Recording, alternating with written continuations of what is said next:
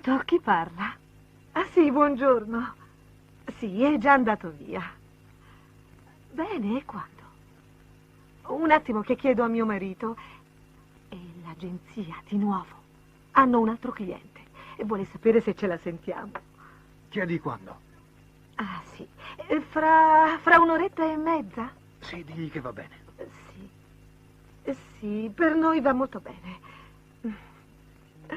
Bentornati nella soffitta di Pippo. Mettetevi comodi, perché oggi continuiamo a curiosare negli anni 90, quelli in cui certe donne non passavano inosservate, lasciavano proprio il segno. E la protagonista di questa puntata è una figura che ha scritto una pagina importante dell'immaginario italiano. Parliamo di Jessica Rizzo. Jessica Rizzo non è stata soltanto un volto noto del cinema a luci rosse, ma un vero fenomeno del suo tempo. Una donna che ha trasformato lo scandalo in linguaggio, il tabù in mestiere, la provocazione in identità. Qui alla Soffitta non ci interessa giudicare, ci interessa raccontare. E la sua storia è molto più interessante di quanto si pensi. Finalmente ci siamo decisi. Capisco, è un passo delicato. Vediamo.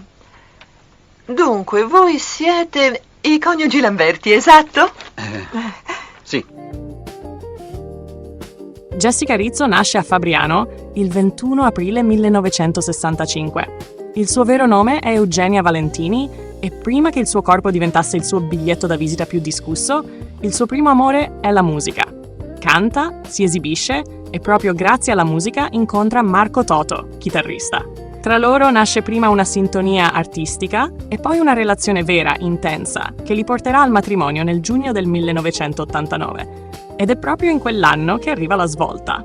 Jessica e Marco partecipano a un progetto cinematografico audace, lontano dalle convenzioni, che segna il loro ingresso nel cinema a luci rosse italiano. Una scelta condivisa, ragionata, fatta in coppia. In questi giorni riceviamo delle persone. Avrete degli ospiti? Sì. Sì. Va bene. Però gradiremmo che tu non ne parlassi alla zia. Questo è impossibile. Io devo riferire tutto alla signora. Anche del lattaio? Veramente non so di che sta parlando. Ma il vero colpo di scena arriva quando, nella loro stessa città, alcuni spettatori li riconoscono sullo schermo. La voce corre veloce, i giornali si accendono, le televisioni fiutano lo scandalo. In pochissimo tempo, Jessica Rizzo diventa un nome che tutti conoscono. E invece di fermarsi, lei accelera. Sì, buongiorno.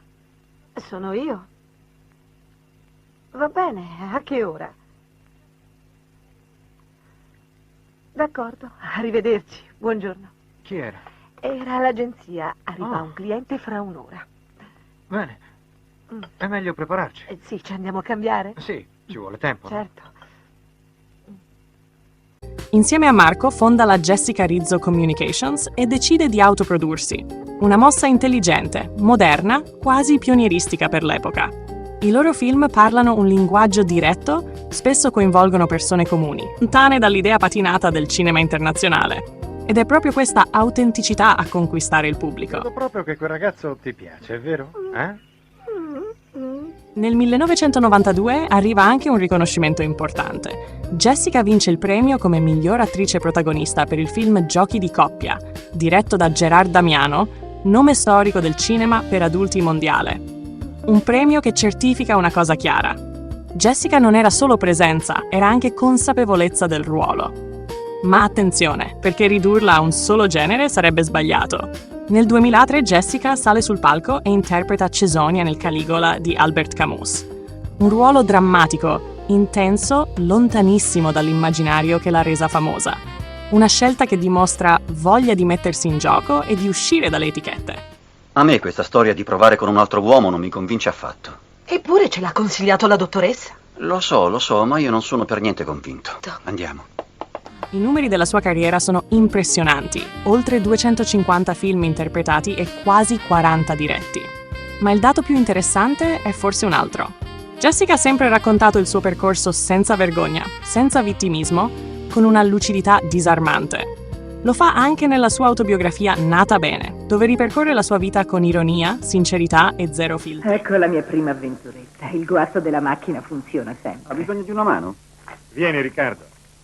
Ci pensiamo noi. Sì, grazie, non so che le capita, non si mette in moto. Oggi Jessica Rizzo è anche imprenditrice.